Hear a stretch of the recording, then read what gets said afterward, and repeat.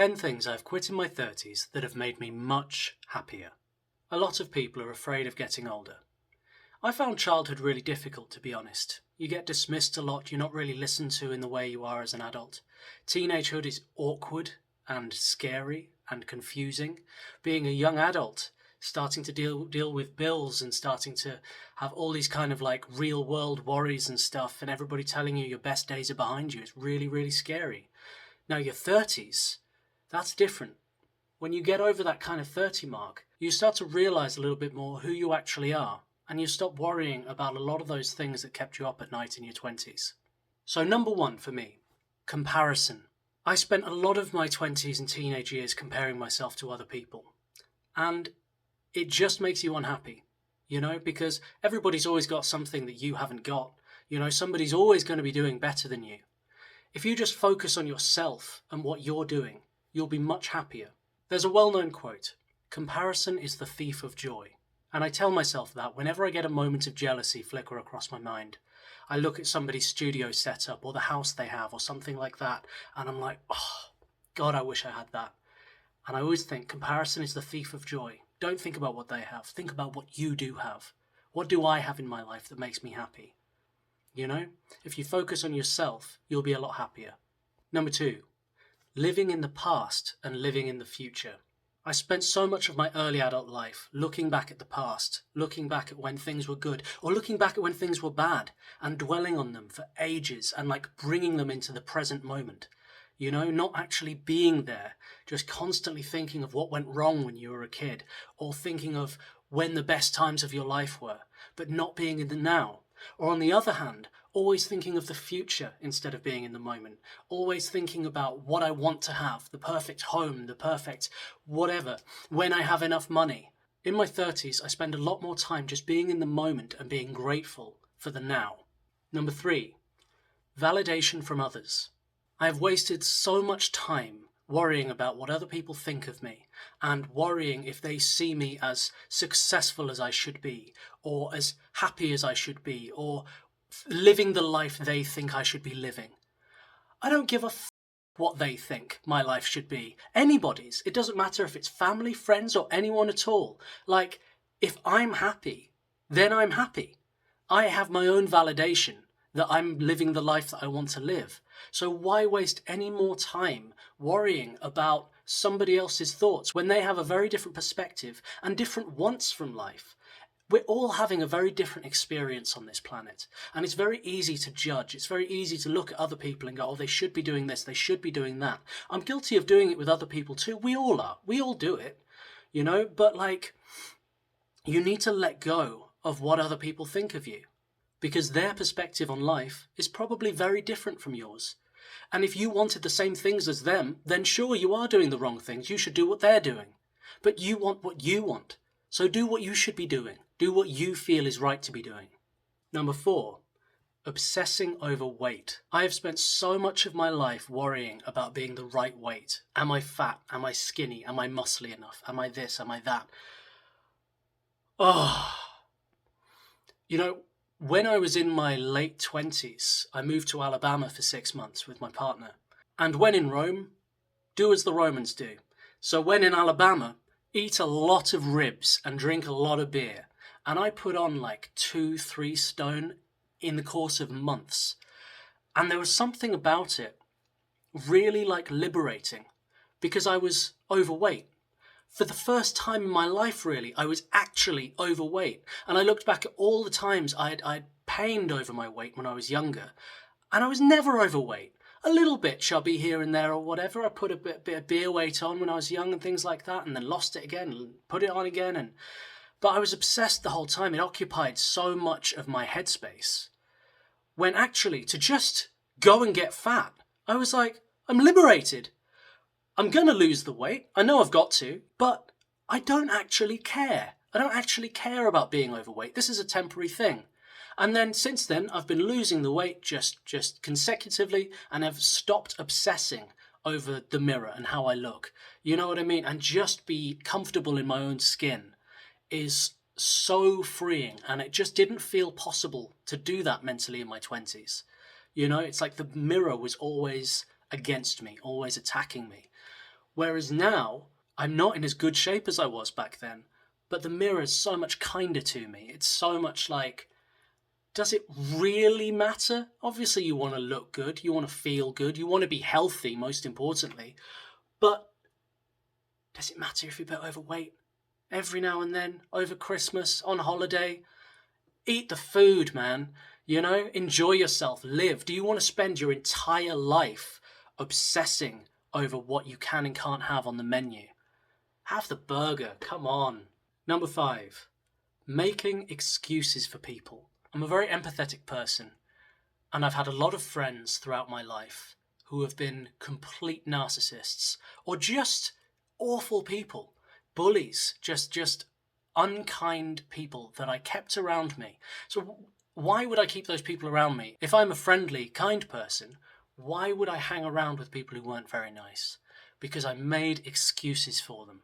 They're behaving like this because I know what their parents were like. They're behaving like this because I know what their childhood was like, what they went through. Oh, they had a really hard time. They weren't loved in the same way that I was loved when I was young. So I feel sorry for them and I make excuses for them. And I go, okay, the reason they're acting like this, the reason they're taking this out on me, the reason they're doing these terrible things, the reason they're treating women like this is because, oh, it's because they weren't loved enough as a child. Well, you know what? I'm done with that. Totally done with that. Empathy is a very good tool for explaining somebody's actions, but it should not excuse them. So that has been a big change that I've made in my 30s, is all energy vampires, negative people, unkind people, bitchy people, get those people the hell away from me.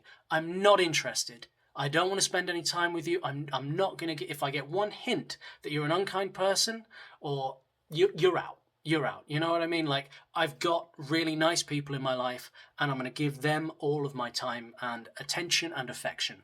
I'm not going to waste any more of my love on negative, horrible people just because I feel bad for the things they went through when they were younger or whatever the hell excuse it may be that I've made for them. You've got to put yourself first and the people and the good people around you first and put those people behind you. Number 6, I think, obsessing over money. Now, I'm not going to sit here and tell you that I never worry about money in my 30s. I do. But I have learnt to stop obsessing over it. Because money comes and goes. You can never have enough of it. You know, like, they say money doesn't buy you happiness. It bloody helps. I haven't had much money a lot of my life. I'm now in a more comfortable position in my 30s where I do make a more stable income, so it's less up and down crash. It's less I have zero in the bank for months on end, you know, constantly borrowing, constantly in debt, constantly, you know, like those things can be so stressful and make you really, really unhappy. But if you do have enough, if you do have enough money to live, survive, you know, not even enough to be, you know, like going on holiday all the time or celebrating all the time, spending loads of money, having loads of disposable income, just enough to not worry about getting food on the table, to not worry about bills, rent, whatever. If you have enough of that, then stop obsessing over having more and it never being enough, because it never will be enough. You know, be happy in the moment. If you don't have to worry about money, then you should stop obsessing over money. You will be much, much happier for it. Number 7, smoking. This is a tricky one. It's very, very difficult to quit smoking. And I don't have to list off reasons of why you should quit. You already know. But it becomes such a habit if you start smoking early in life. It just becomes normal. And there's this little voice in your head that will turn off all those things about it being bad for you. It's like this little cigarette gremlin that lives in your brain that protects itself, and it goes, oh, you deserve a cigarette. Oh, you should have another. You know, you'll be fine. You'll be fine. You're different. You're lucky. You're different from everybody else. You'll be safe. You won't get ill. You will eventually. You know, you're not indestructible, like as we think we are when we're younger. In your 30s, I think that becomes more real. And the thing is with smoking is that little gremlin again. It always convinces you that you need a break. You know, wake up in the morning. Oh, go and have a break. Well, I haven't done anything yet. Oh, have a cigarette. Go and have a break. Do 10 minutes of work. Oh, about time to have a cigarette. You probably need a break. Break from what? It's a break from having a break. And your productivity goes so down from smoking that, like, you don't realize until you stop how much time every day you are wasting smoking. And really, if you think about it, what pleasure does a cigarette give you other than when you smoke it, you don't want a cigarette anymore? That's it, isn't it? It's just relief. It's like, oh, I wanted a cigarette. Oh, now I don't want one anymore. That's nice. So you can feel like that all the time if you just don't smoke. Now, obviously, it's really addictive. It's really hard to stop. You've got to wean yourself off slowly. Take it easy. Be kind to yourself. And just try and just cut down and cut down and cut down. And try and replace it with something healthy. Start running, you know? Because I think another thing with smoking is it stops you doing so many healthy things. It always stopped me from going to the gym or running or doing stuff because it's like, well, what's the point? Any improvements I make on my cardio is going to be knocked back down again by cigarettes. So, and also, like with eating, you're not going to eat as well because you're already unhealthy. What's the point? You know? That might just be me, but that's been my experience. Number 8. Holding on to regrets. Do you find there are things that you did when you were like 17, 18, 19, 20, 21, most of your early adult life, right? That you wake up in the morning, you go, oh God, that's not me. I did something there. I said something to that person and they're out there and they remember that and that's how they see me. And oh my God, I hate that. I think we all have that, right? It really helps to talk to somebody very close to you, a good friend or your partner or whoever it is, and tell them some of your darker secrets from when you were like 17 and stuff. Because I did that a couple of years ago. And a lot of things that I thought were like really bad and really like, oh God, that's something I just wish I could take back. They were just like, oh, everybody does that when they're 18. Yeah, I know loads of guys who said things like that. Yeah, standard. It's quite funny. I'm like, really? And it's so liberating. Oh, I'm not a bad person. I'm not this terrible person. And nobody thinks that. And you can probably talk to the person that whatever the situation was and they'd go, I was an idiot as well. It's fine. You know, like you need to stop holding on to these regrets because they'll only hold you back. You've got to just let go of them and move forward. Number 9, alcohol. Cutting down or quitting alcohol will really, really change your life. If you're enjoying a glass of red wine with your dinner, that's cool, all right? But I'm talking more for people who drink.